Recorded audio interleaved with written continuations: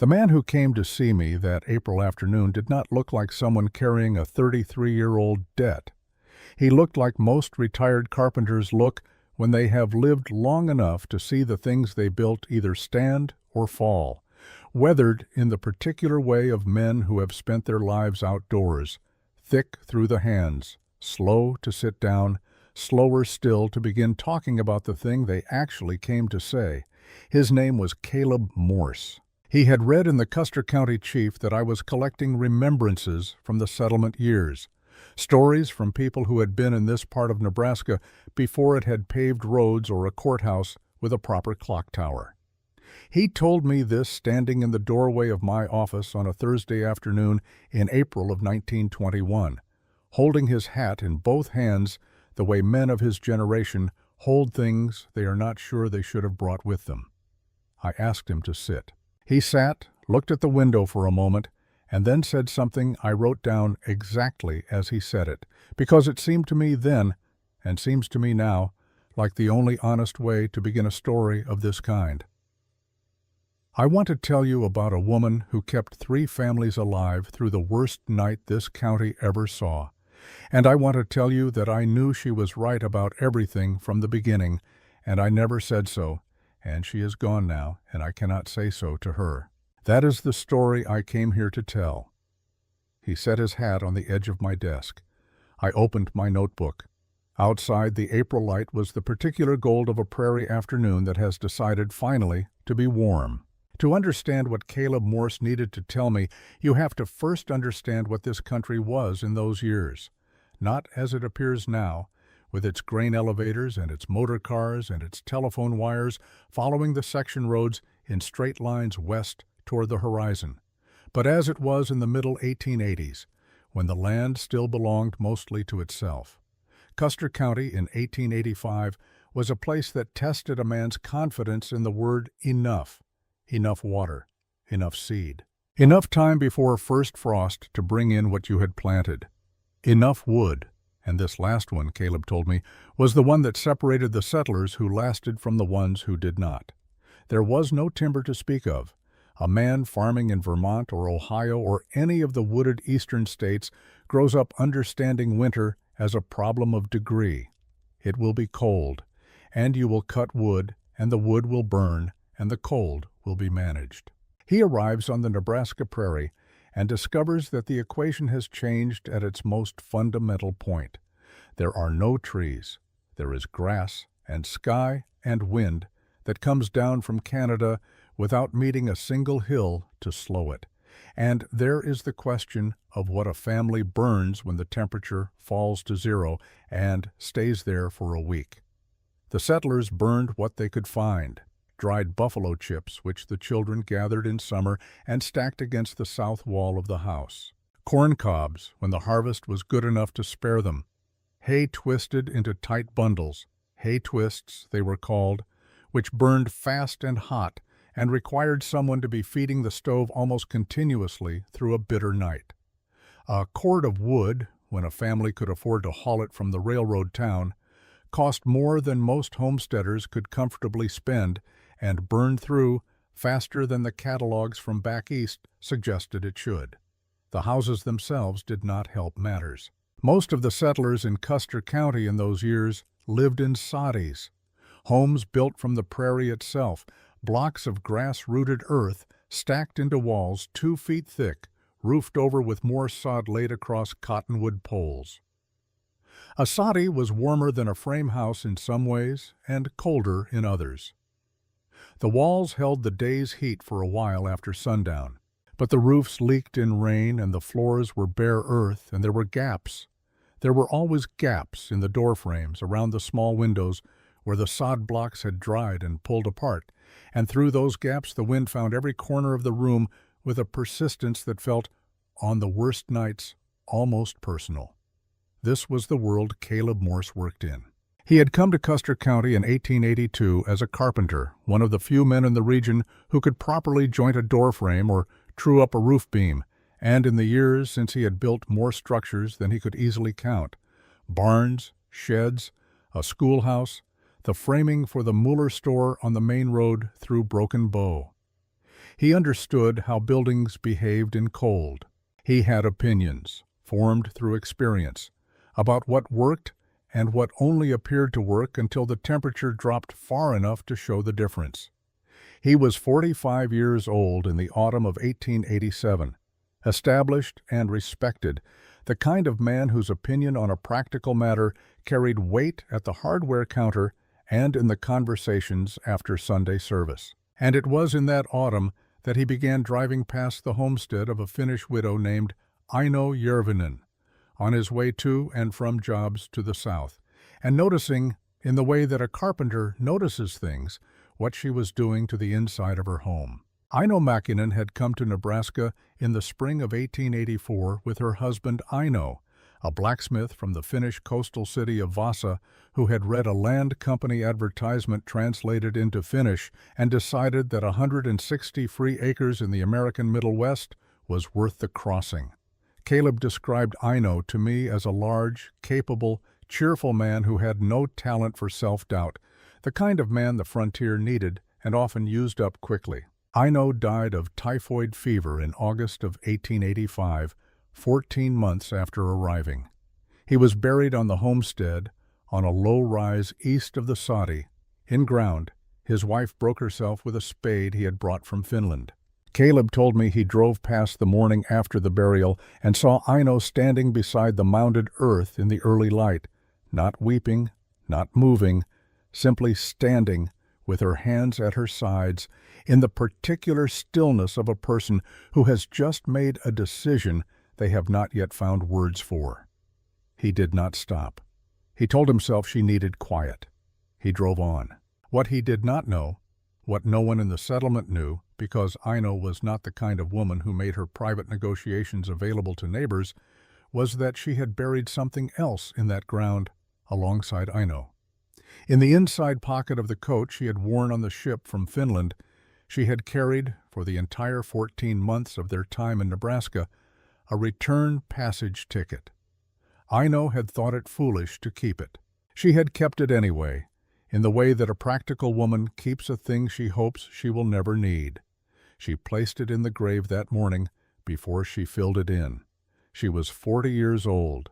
She had no children, no family within 4,000 miles, and English that she described to Caleb years later with the dry precision of someone quoting a fact as enough to buy flour, not enough to argue.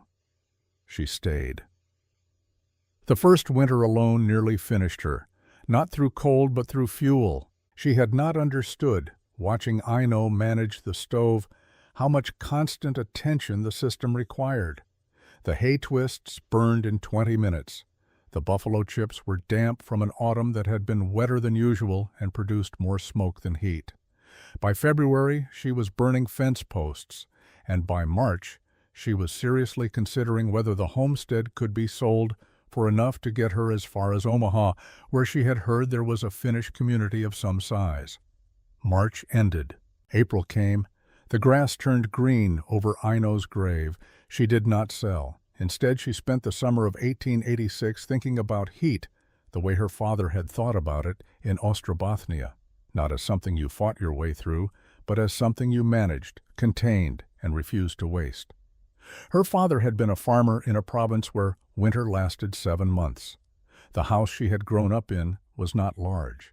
It was never meant to be large. In the part of Finland she came from, a house was built to the size of the heat it could hold, not to the size of the pride it was meant to display. In that house there had been a room, the tupa, the central heated room, that was the true home, the place where the family actually lived from November to April. The rest of the house was storage, workspace, shelter for animals in the worst cold. But the tupa was kept and the tupa was warm, because it was only as large as it needed to be, and its walls held the heat of the great clay stove, the kamiina, long after the last log had turned to ash. The kamiina was not like the cast-iron stoves that sat in the settlers' sadis on the Nebraska prairie. A cast-iron stove is a simple and honest thing. It burns hot, it heats the room quickly, and when the fire goes out, it cools within the hour, and by 3 in the morning the family wakes cold and someone must get up to feed it again. But the kamiina was built from clay brick, and it weighed as much as a small horse, and you fired it slowly for 3 hours in the evening, and then you let it go out, and the heat stored in all that dense clay mass released itself gradually through the night. 8 hours, 10 hours, still warm to the hand at dawn. Aino had slept beside a kamiina for 20 years before she stepped on a ship. She knew, in the way you know the things your body has learned rather than your mind, exactly what that warmth felt like at 2 in the morning when everything outside was frozen solid and the stove had not been fed since supper.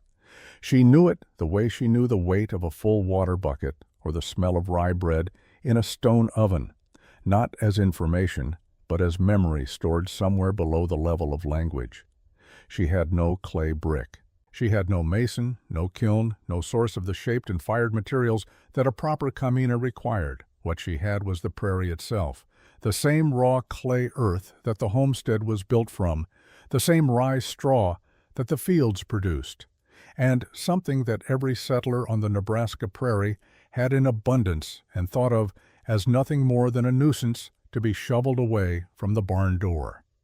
Dried cattle manure. It was in the summer of 1887, watching a mud dauber wasp building its nest in the eave of the soddy, that the understanding came to her fully formed, the way practical understandings often arrive, not as inspiration, but as the quiet recognition of something that was already known.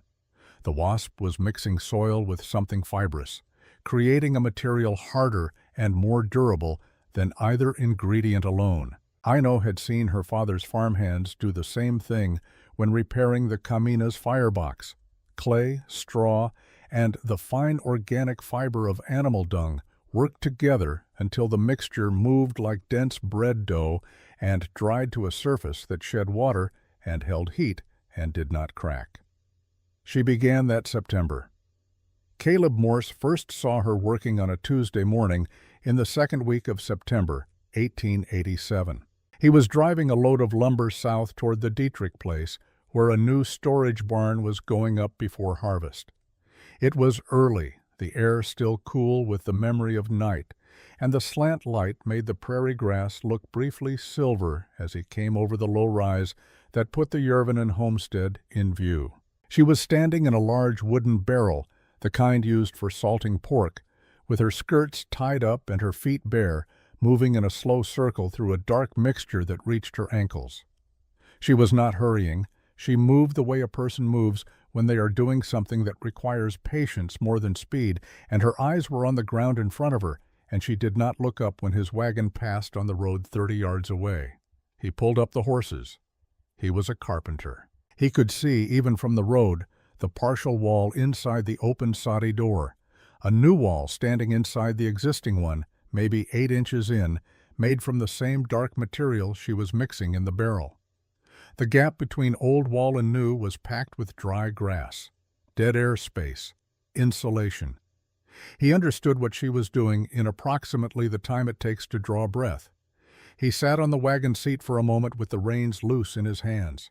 He thought about Reverend Hargrove, who had mentioned to several people in recent weeks that the Finnish widow seemed to be in a fragile state since losing her husband, and that it might be charitable to look in on her. He thought about the way the men stood around the counter at Muller's store and nodded when Hargrove said such things. He thought about what it would mean in that particular community for a man of his standing to drive up to the Yervinen place and tell a foreign woman that her unusual project was, in his professional judgment, exactly right. He gathered the reins. He drove on. He told me this in a flat, factual voice, the way a man confesses something he has rehearsed for a long time. He did not ask for absolution. He was not that kind of man. He simply stated it as the first fact of the story, that he had seen and known and said nothing, so that everything that came after would be understood in its proper light. Outside my office window, the April afternoon continued its slow golden work across the courthouse square. "Now," Caleb said, "let me tell you what she was building." There is a particular kind of knowledge that does not live in the mind. Caleb Morse, who was a careful man with language in the way that carpenters are careful with measurements, preferring accuracy over eloquence, spent some time at my desk trying to explain this. He said that when he asked Aino Järvinen, years after the fact, how she had known what to build and how to build it, she had looked at him for a moment with the expression of someone being asked to explain why they knew how to breathe. She said her hands knew, Caleb told me, not her head. Her hands. He said this not as a romantic notion, but as a technical observation, the way he might note that a good Finnish carpenter can feel when a surface is truly flat before any instrument confirms it. Some knowledge enters through the fingertips and the soles of the feet and the particular quality of warmth on a cold cheek, and it lives in those places rather than in the part of the mind that can be argued with. Aino Järvinen had spent the first 20 years of her life sleeping beside a clay stove. She had laid her palm against its flank at midnight and felt the heat still moving through the material like something alive. She had woken at dawn in January, in a province where January was genuinely committed to the project of cold, and felt the room still holding what the fire had given it 8 hours before. She had watched her father's hands working the clay mixture when the stove needed repair, the slow kneading, the addition of rye straw in precise amounts, the patience required when every instinct said to hurry. She had done none of this consciously. She had simply been present while it happened, season after season, until the knowledge was as much a part of her physical memory as the weight of a water bucket or the resistance of frozen ground to a spade. When she stood in the Nebraska prairie in the summer of 1887 and began to think seriously about the problem of winter, she was not reasoning from principles she had read. She was remembering with her body what her body already knew. The reasoning came after, a way of explaining to herself in words what her hands had already decided to do. The problem, as Aino understood it, was not the cold itself. Cold was a fact of winter, the way dark was a fact of night. You did not solve facts. You worked within them. The problem was the relationship between the heat a person could produce and the space that heat was asked to fill. And on the Nebraska prairie, that relationship had been arranged in almost every homestead she had seen in the worst possible way. The soddies were not small. The settlers had built them when they had the materials and the time with as much floor space as they could manage, a gesture toward the spaciousness that the land itself offered, a declaration that this family had arrived and intended to occupy its ground. Caleb Morse described to me the standard layout of a Custer County soddy in those years, one main room of perhaps 20 by 20 feet, with a sleeping alcove at one end and a lean-to kitchen addition at the other, the whole thing roofed at a height of 8 or 9 feet to give the interior a feeling of dignity. The cast iron stove sat against one wall and was fed continuously through the cold months, consuming hay twists and buffalo chips and what little wood the family could afford, heating the air of the room to a moderate temperature near the stove and a much colder temperature near the floor and the outside walls where the children slept. Aino had spent 2 winters in such a room, and what she had observed, not theorized, not calculated, simply watched with the attention of a person for whom inattention had consequences, was that the heat rose immediately to the ceiling and stayed there, above the heads of everyone in the room, while the lower 6 feet of air, where the family actually lived, remained cold enough on bitter nights to see your breath. She had watched ice form on the inside of the window in the corner where her bed was. She had seen the water in the drinking bucket develop a thin skin by morning, despite the fact that the stove had been burning all night 10 feet away. The heat was going to the wrong places and staying there. And every cord of wood or bundle of hay, twist that was fed into the stove, was being asked to heat not just the space where people lived and slept, but the entire volume of the room, including 8 feet of cold air above every head and 2 feet of sod wall on every side, and a roof that let warmth leak into the sky all night long without any accounting for what was lost. She thought about the tupa. She thought about her father's house, where the main room was sized not to impress, but to function, low enough that the warmth stayed at the level of people, small enough that a moderate fire heated it fully, thick-walled enough that the heat took its time leaving. She thought about the kamina, which did not fight cold with continuous fire, but instead stored heat in mass and released it slowly, the way the earth itself holds the warmth of a summer day and gives it back through the night. Then she looked at the ground beneath her feet. The prairie soil of Custer County is a particular kind of clay-heavy earth, dark on the surface where the grass roots have spent 10,000 years building organic matter, and below that a dense subsoil that holds its shape when cut, that bakes hard in the summer sun, that the first settlers had recognized immediately as a building material requiring nothing more than a spade and a strong back to produce. The soddies themselves were made of it. The walls that surrounded her were made of it. She was, in the most literal sense, already living inside clay. What she needed was to work the clay differently. The method she used was not invented. That is the first thing Caleb Morse wanted me to understand when he described the construction process, and I think it was important to him for reasons that had less to do with Aino's reputation and more to do with his own sense of what was true. She didn't discover anything, he said. She remembered something. There's a difference, and it matters.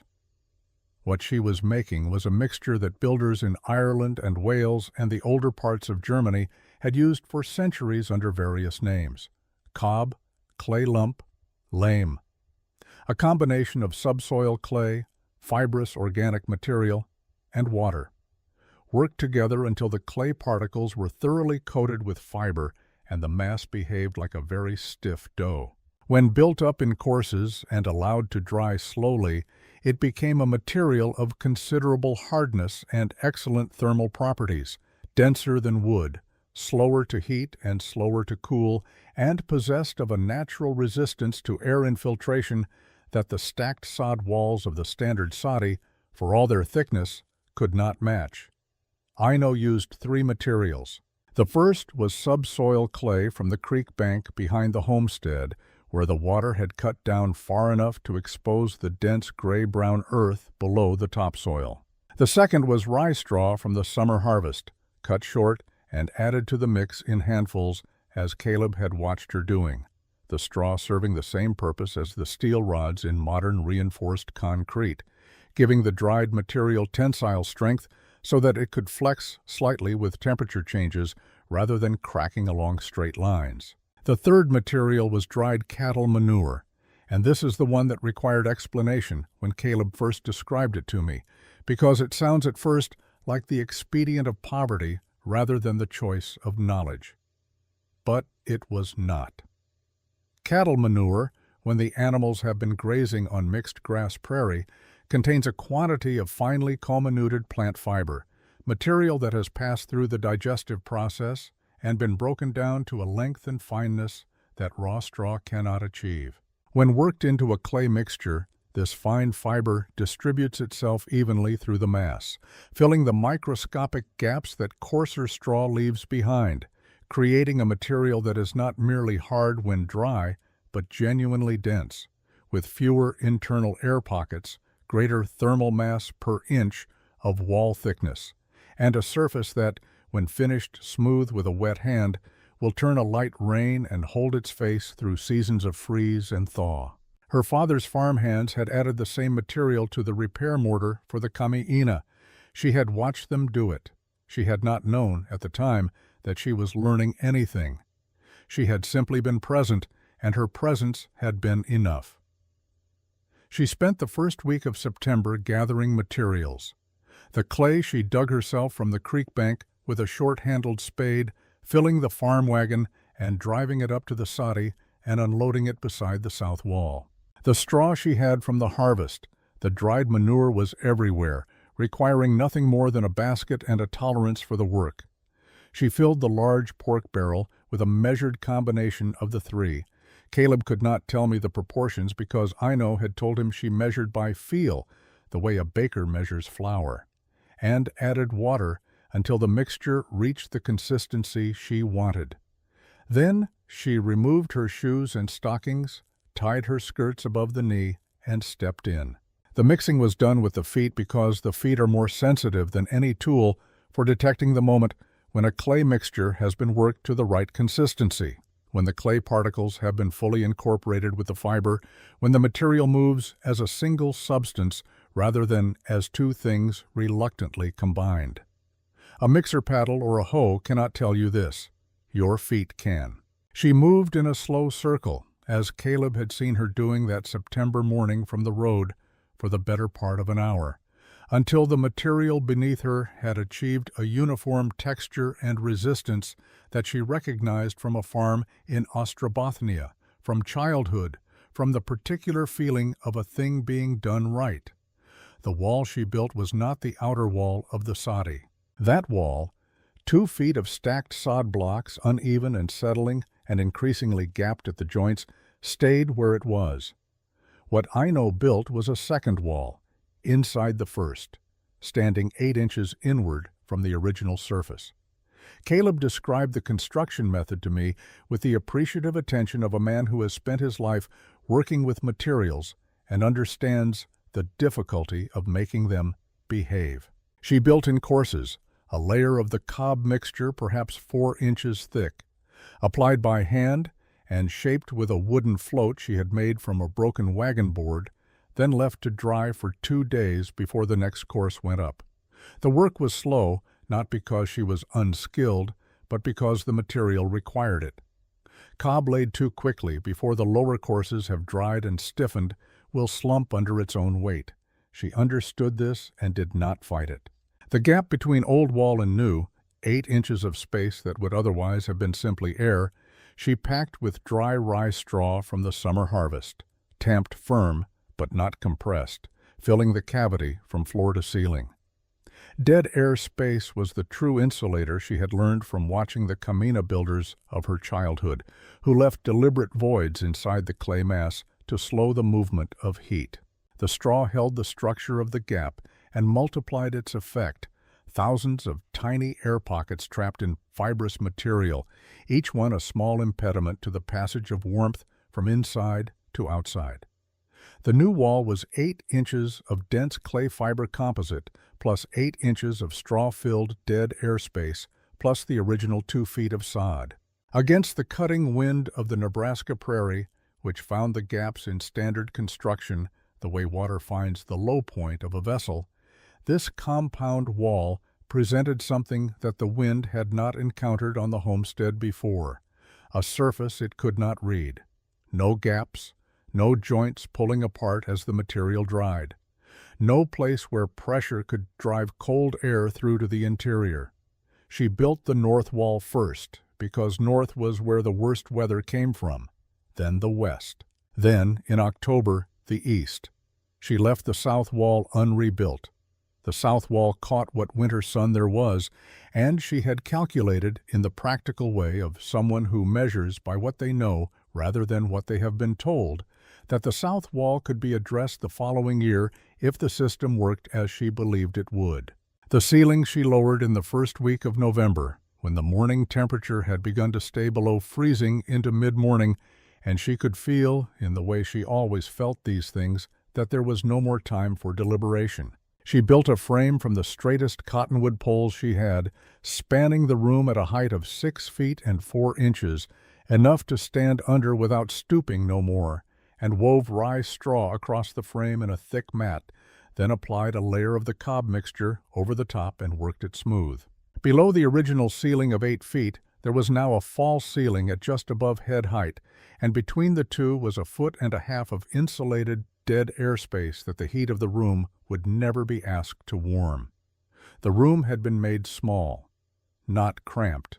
Ino was not a large woman, and she had not been building for company, but small in the specific, intentional way of a tupa, sized to the heat it could hold rather than to the impression it might make. The last thing she built was the stove. It sat in the corner, and it was not like any stove Caleb Morse had seen in Custer County before or since. It was not cast iron. It was not sheet metal. It was clay. The same cob mixture as the walls, but built up around a fire chamber of carefully fitted creekstone, the whole mass rising to about 3 feet high and 2 feet square, with a single flue running up through the new ceiling to a short chimney above. It was heavy. It was not beautiful. It looked, Caleb said, like something a child might make, if a child had both considerable patience and a thorough understanding of heat transfer. On the 1st of December, 1887, when the temperature outside the soddy fell to 18 degrees and stayed there through the night, Ino fed the stove for 3 hours with the small, dry fuel she had been saving for the purpose, then let the fire go out and closed the damper. She did not wake through the night to add more fuel because the stove was not designed to be fed through the night. It was designed to be given heat in the evening and trusted to hold it until morning, the clay mass absorbing what the fire produced and releasing it slowly in the way of dense materials over the hours that followed. She woke at 4 in the morning and lay still for a moment in the darkness of her rebuilt room. The air was warm. Not warm the way a room is warm when the stove has just been stoked. Warm the way a room is warm that has been keeping its warmth as a deliberate act. A steady, settled warmth, the warmth of material that has stored what it was given and is giving it back without hurry. She rose and opened the small notebook she kept by the bed, the one she wrote in Finnish, because her English was still a language she visited rather than inhabited. She had been writing in it since Ino died, not as a diary in any formal sense, but in the way that solitary people sometimes need to address themselves to someone, even someone no longer present, in order to know what they actually think. She wrote one sentence and set the notebook down. Ino, the room is warm. Outside, the wind moved across the prairie in the darkness, looking for a way in. October on the Nebraska prairie does not arrive the way autumn arrives in the wooded eastern states, with its ceremony of color and its gradual, almost gracious concession to cold. It arrives the way most hard things arrive on the prairie, without announcement, without the courtesy of transition, simply present one morning where it had not been the evening before. Caleb Morse described October of 1887 as a month that felt, to those who paid attention to such things, like a door being slowly closed from the outside.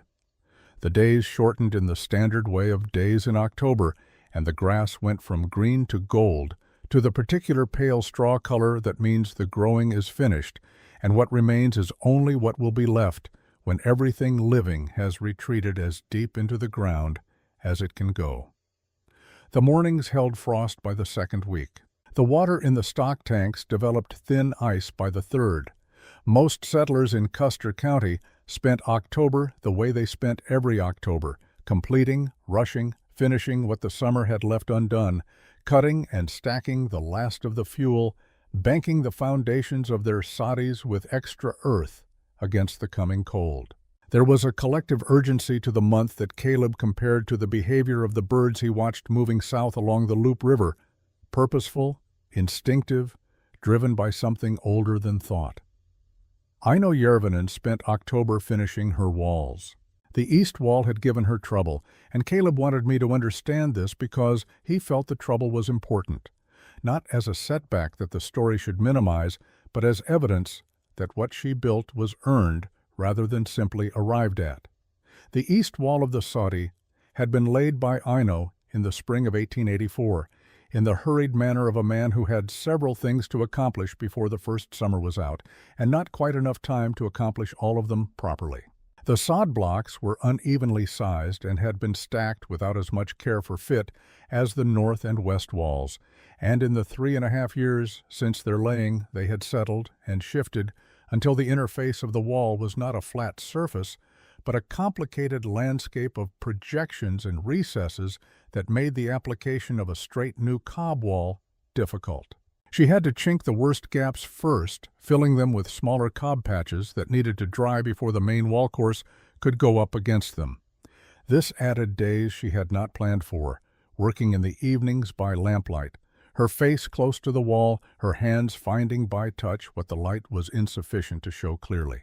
The cottonwood poles she had intended to use for the ceiling frame proved, when she came to span them across the full width of the room, to be 6 inches short on one side, a measurement she had made in summer from memory rather than from the poles themselves, an error of the kind that teaches you to make measurements twice and trust your memory not at all. She solved this the way she solved most problems that autumn, by working with what she had rather than waiting for what she lacked. She cut the ceiling frame shorter on both sides, sacrificing 4 inches of floor space on each wall, and adjusted the door frame to match. The room became slightly smaller than she had planned. She decided this was not a flaw. A smaller room was a warmer room, and a warmer room was the entire point. The cob stove presented its own particular anxiety. She had built the clay mass through the first 3 weeks of October, course by careful course, using a slightly different mixture for the firebox walls. Less straw, more fine manure fiber, worked longer to a denser consistency, because the firebox would be asked to withstand not just the ordinary stresses of drying and temperature change, but the direct heat of combustion against its inner face. She had watched her father's farmhands rebuild the firebox of the Camina once, on a winter morning when she was perhaps 12 years old, and what she retained from that watching was not a procedure but a caution that the first fire in a new clay stove must be small and slow and fed with patience rather than ambition. If the first firing was done too hot, too fast, the steam trapped inside the still curing clay would have nowhere to go but outward, and it would take the surface with it, cracking, spalling, destroying in an afternoon what had taken weeks to build. She had seen this happen to a hastily rebuilt section of the Camina. The sound, she told Caleb many years later, was not loud, just a series of small sharp reports, like a finger snapping, and then the section of wall lying in pieces on the floor. She waited until the stove had been drying for 3 weeks before she touched a flame to it. The first fire was not much more than a handful of dry grass and a few small sticks, kept burning for an hour and then allowed to go out. She did this for 5 consecutive evenings, adding slightly more fuel each time, listening for the sound she did not want to hear. The stove did not crack. It darkened and hardened, and seemed, to her hand on the outer surface during the 3rd firing, to be doing exactly what she needed it to do, absorbing the heat being generated inside it, holding it, the outer clay warm to the touch an hour after the fire had gone out in a way that the air of the room, less than 2 feet away, was not. On the 1st of November, she built a proper fire and let it run for 3 hours. When she laid her palm flat against the outer wall of the stove before she went to sleep, it was warm as a living thing. When she woke in the night and laid her palm there again, it was still warm. Not hot, warm. The gentle, steady warmth of something that had been given more than it had yet spent. She had not solved the Nebraska winter. She had changed her relationship with it, which was a different and more durable achievement. It was in November that Reverend Hargrove came for the 2nd time. Caleb described Hargrove to me with the careful fairness of a man who had thought a great deal about how to be accurate about someone he had complicated feelings toward, someone he had agreed with too readily for too long and was now, 30-some years later, trying to see clearly without the distortion of either resentment or excuse. He was not a bad man, Caleb said, for the 2nd time in our conversation. He was a man who had made himself the person people asked, and he could not afford for there to be questions he could not answer. Hargrove arrived on a Tuesday afternoon in the 2nd week of November, when the sky was the flat pewter gray that means the cold has settled in for the season and the warmth is done visiting. He came alone, which Caleb considered significant. The visits that were purely pastoral, the ones intended to comfort and nothing else, Hargrove usually made with his wife or with another woman from the congregation. A visit made alone, Caleb suggested, was a visit with something to establish. Ino opened the door before he knocked because she had seen him coming across the frozen grass from the small east window. Hargrove stepped into the soddy and looked at what she had made of it. The new walls stood finished on 3 sides, their surface smoothed and beginning to take on the pale, dried color of fully cured cob. The ceiling sat lower than it should have by the standards of any soddy he had entered before. The room felt, he would tell his wife that evening, close, by which he meant not physically uncomfortable, but wrong in some way he could not immediately name, a feeling that the room had been made less than it should be rather than more. He asked her if she was well. She said she was. He asked if she had sufficient fuel laid in for winter. She said she had what she needed. He looked at the clay stove in the corner, which looked like nothing he had seen in any homestead in the county, and he asked what it was. She told him it was her stove. He asked why it was made of clay and not iron, and she said that iron forgets the fire too quickly. And he stood with that answer for a moment, and then said that he hoped she was being careful, and that if she had concerns about managing the winter alone, the Brandt family had room. She thanked him, Caleb said. She was always polite, but she didn't open the door any wider than she had at the start, and Hargrove was a man who understood what a door told you. He left. He mentioned to several families at the following Sunday service that the Finnish widow on the South Road appeared to be managing, but that the community should keep a watchful eye, that grief sometimes expressed itself in unusual behaviors, and Christian charity required patience with those who had suffered loss. The community kept a watchful eye. It watched from a distance, which was the only watching that cost nothing. 2 kettles came through in the last week of November, as he did twice each year, once in spring and once in late autumn, moving between the permanent camp to the northwest and the smaller trading posts along the Loop River. He brought dried meat and beaver pelts. He took flour, salt, and when the price was right, the heavy wool blankets that the trading companies sold to settlers who had more than they needed. He stopped at the Järvinen homestead because Aino had traded with him the previous spring, and because she paid in flour without argument about measure, which was not universal among the settlers he visited. She was outside when he arrived, banking extra earth against the south wall of the soddy with a flat spade, the one practical concession she had made to standard frontier winter preparation, since the south wall remained in its original condition, and the extra earth would help somewhat against the cold that rose from the ground rather than blowing from the sky. 2 kettles had traded with enough homesteaders in Custer County over enough seasons to have formed, through simple observation, a detailed and largely unspoken understanding of which settlers were going to be here in 10 years and which were not.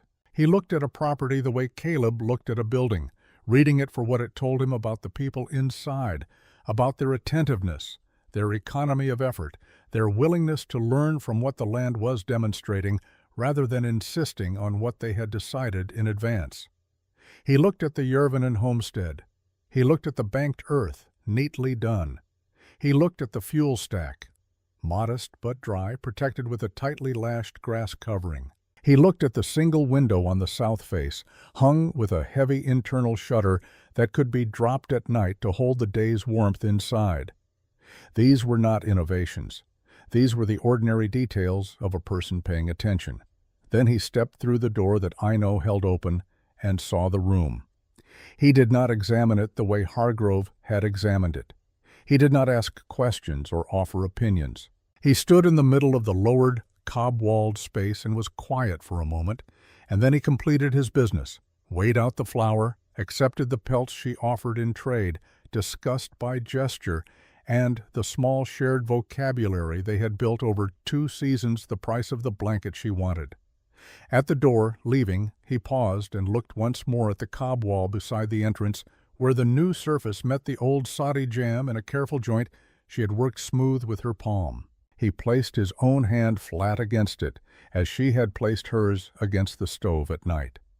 He said something in Lakota. Aino did not understand the words. She understood that it was not a question. She told Caleb years later that it had sounded like something being confirmed, the way a man sounds when he has looked at something and found it consistent with what he already knew to be true. Caleb asked her if she had tried to find out what the words meant. She said she had not needed to. December came, and with it the first serious cold. Not the killing cold, not yet, but the kind of cold that shows a house what it is made of. The temperature fell to 12 degrees on the 14th and held there for 4 days, with a northwest wind that had nothing between it and the Järvinen homestead except the length of a continent. Aino fed the stove each evening for 3 hours. She let it go out. She slept in the lowered room with the cob walls on 3 sides and the straw-packed dead air beyond them, and she woke each morning to air that held the warmth of the previous evening in the particular patient way of dense materials, not dramatically warm, not the aggressive heat of a freshly stoked stove, but present, persistent, the warmth of something that had been asked to hold and had held. She kept the one thermometer, the glass and mercury instrument Aino had brought from Finland, which he had used for metalwork and she now used for this, not as a system of proof, but as a simple confirmation of what her body already knew.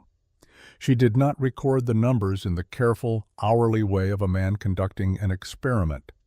She looked at them in the morning the way you look at a clock when you already know roughly what time it is, to confirm, not to discover. What she confirmed was enough. She wrote nothing about the temperatures in her notebook. She wrote about the quality of the quiet inside the room when the wind was working hard at the outside walls. She wrote that the sound was different from what she had heard in the 2 winters before, that the wind could be heard but distantly, the way you hear traffic from a room with good walls, present but no longer intimate. She wrote that she had stopped waking in the night. She did not write that she was afraid of what was coming. She was not a woman who wrote about fear. But Caleb, who had known enough people on the frontier to understand what they left out of their accounts, told me that he believed she understood. By December, with the cold establishing itself and the winter ahead still largely unwritten, that the real test was not the cold she had already managed. The real test was the cold that came without warning, that arrived before you had finished preparing, that did not give you the luxury of a night to make ready. That test was still coming. She banked the south wall higher and waited. The morning of January 12, 1888, was the kind of morning that kills people who trust it. The temperature at dawn stood at 34 degrees, cold enough for a coat, not cold enough for alarm. The sky was overcast in the ordinary way of a January overcast, flat and white, and offering nothing particular in the way of warning. Children across Custer County dressed for school in their usual winter clothes and walked the usual distances along the usual section roads without their parents thinking twice about it, because the morning did not ask for second thoughts. It asked, if it asked anything, for a degree of ordinary caution and nothing more. Caleb Morse had work at a farm 3 miles east that day, rehanging a barn door that had dropped on its hinges in the autumn freeze. He remembered the drive out, the horses moving easily, the road hard and dry under the wheels, the air cold but not biting. He remembered thinking that the winter had been mild so far, that perhaps the worst of it had already passed. He was nailing the new hinge plate when the light changed, not dramatically. Not in the way that announces itself as significant. The light simply went from the ordinary white of an overcast January morning to a color that he spent some time trying to describe to me and finally settled on as the color of old bone, a yellowish, slightly luminous quality in the northern sky that he had not seen before and did not know the name for, though he would learn it later from men who had seen it once before and hoped never to see it again. He gathered his tools. He said nothing to the farmer. He drove his horses back toward home at a pace that was faster than he would later admit to having been frightened into. The storm arrived at 3 in the afternoon, not as snow at first, as wind, a wall of it moving south from Canada with the speed and solidity of something structural, something that had mass and intention. The temperature dropped 30 degrees in the first hour. By 4 o'clock it was below zero, and the snow that came with the wind was not falling in any direction that could be called downward. It was moving laterally, parallel to the ground, and the combination of darkness and driven snow created a condition that men who survived it described uniformly and with a kind of residual amazement as a complete erasure of the visible world. You could not see your own hand. You could not determine, without a fixed object to touch, which direction was toward the house and which was away from it. 3 miles north of the Yervinen homestead, a man went out to feed his cattle at 4:30 and was found the following morning 20 yards from his own door. Ino had seen the sky at 2 o'clock.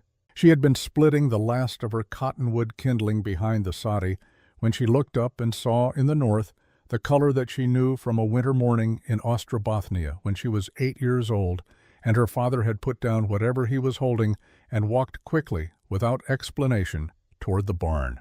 She had followed him without being asked, and had watched him bring every animal inside in a silence that communicated, without a single word, that this was not a thing to be leisurely about. She brought her horse in. She packed as much dried fuel as she could carry into the soddy in 2 trips. She fired the stove with a full load, the largest fire she had built in it yet, and sat beside it until she was satisfied that the clay mass was drawing heat deeply into itself, and then she went to the door and pulled it shut and set the bar across it. The storm arrived 40 minutes later. Caleb's niece Clara was 8 years old and had been walking home from the schoolhouse when the sky went wrong above her. She was a sensible child.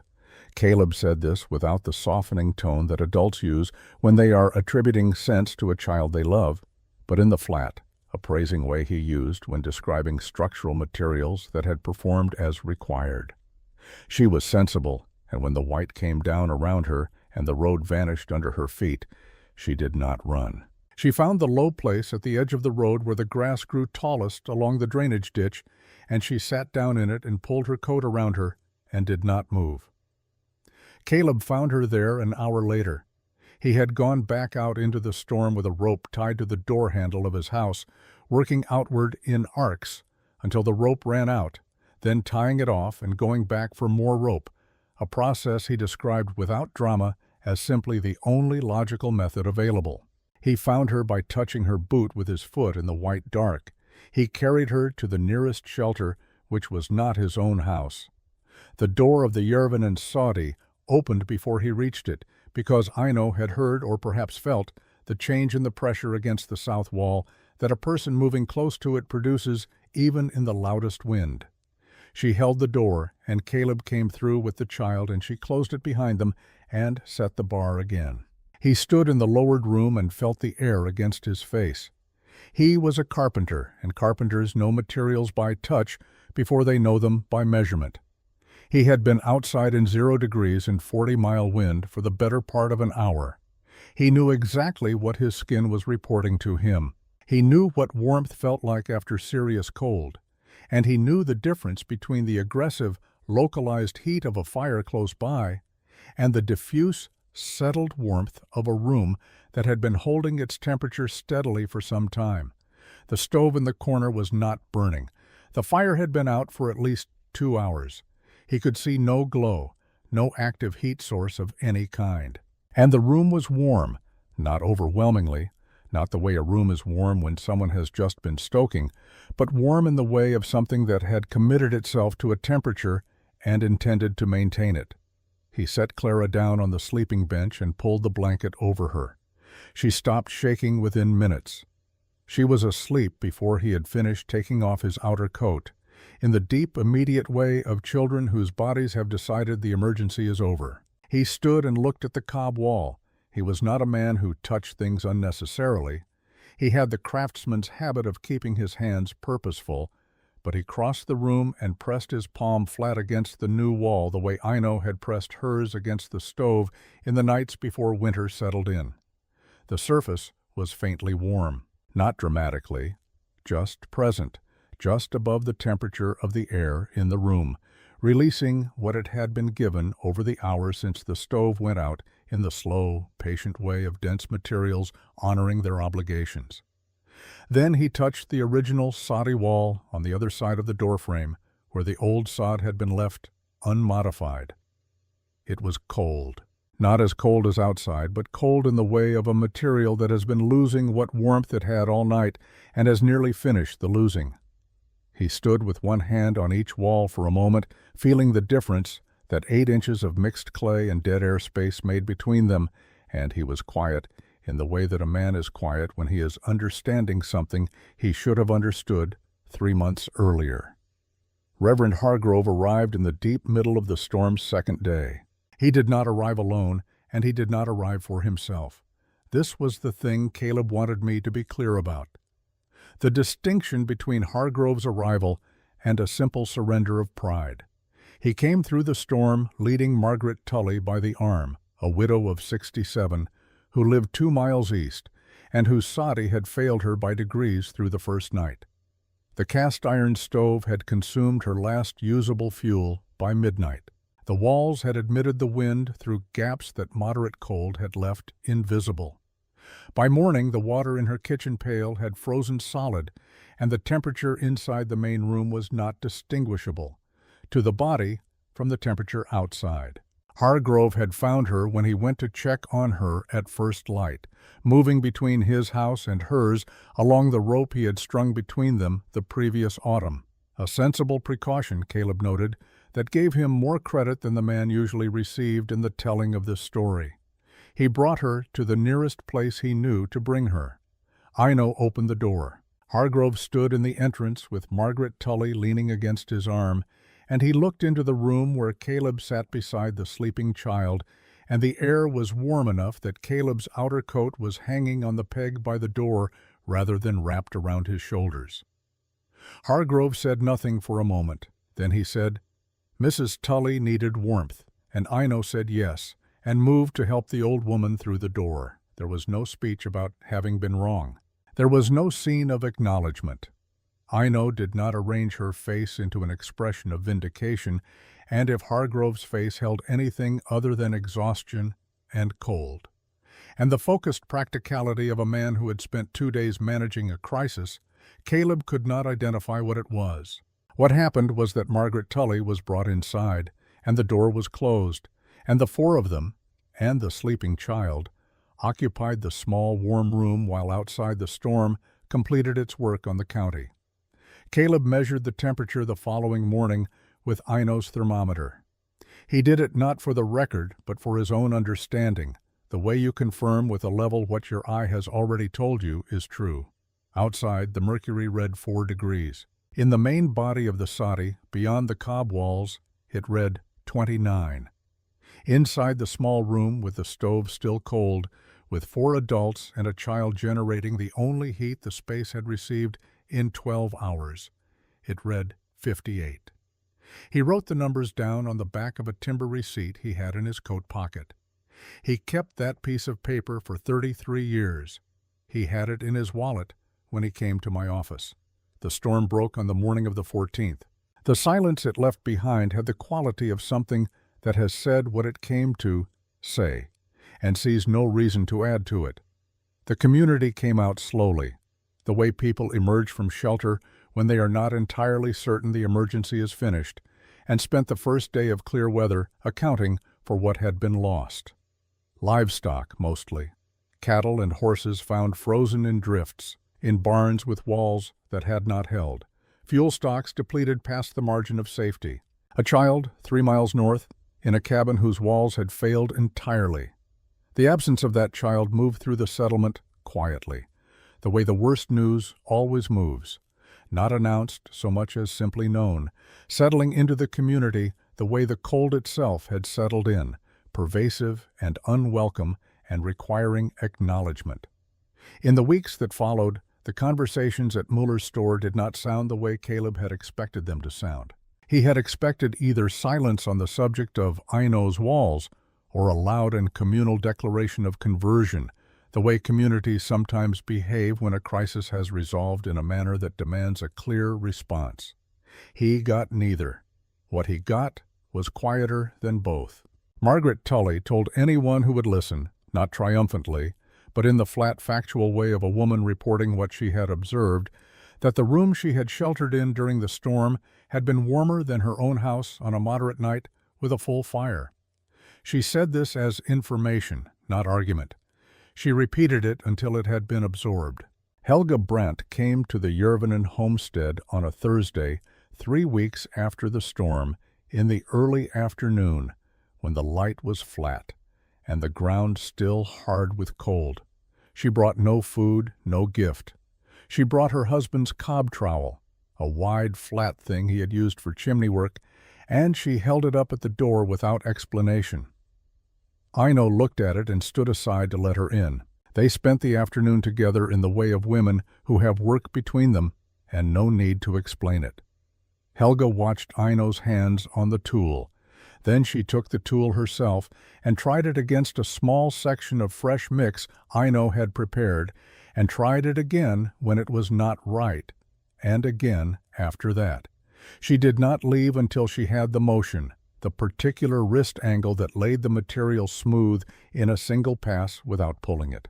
She came back the following week and the week after that. By March, she could build a wall section that Caleb, running his hand along the finished surface, could not distinguish from Aino's own work. One family in the settlement did not learn the method that year, nor the year after. Caleb mentioned this without elaboration. I asked him why, and he thought about it for a moment and said he believed the husband had decided that changing the walls of his house would constitute an admission he was not prepared to make. He said this without judgment. People carry their reasons in places that are not always accessible to outside examination. The house stood, and the family survived subsequent winters through sufficient fuel and sufficient determination, and what they chose not to build was their own business. Aino Järvinen sold the homestead in 1901 and left Custer County. Caleb did not know where she went. He had heard Minneapolis. He had heard she went back to Finland. He had made some inquiries, years later, that had not led anywhere certain, and he had eventually stopped making them. He built 3 variations of her design in the summer of 1888, for the Brants, for Margaret Tully, and for a new family that had arrived in the county that spring without enough capital for sawn timber.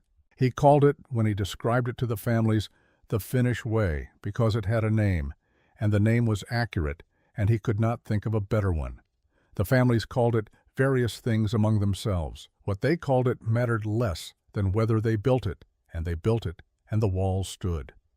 In the summer of 1919, at the age of 71, Caleb Morse built what he told me was the last house he intended to build.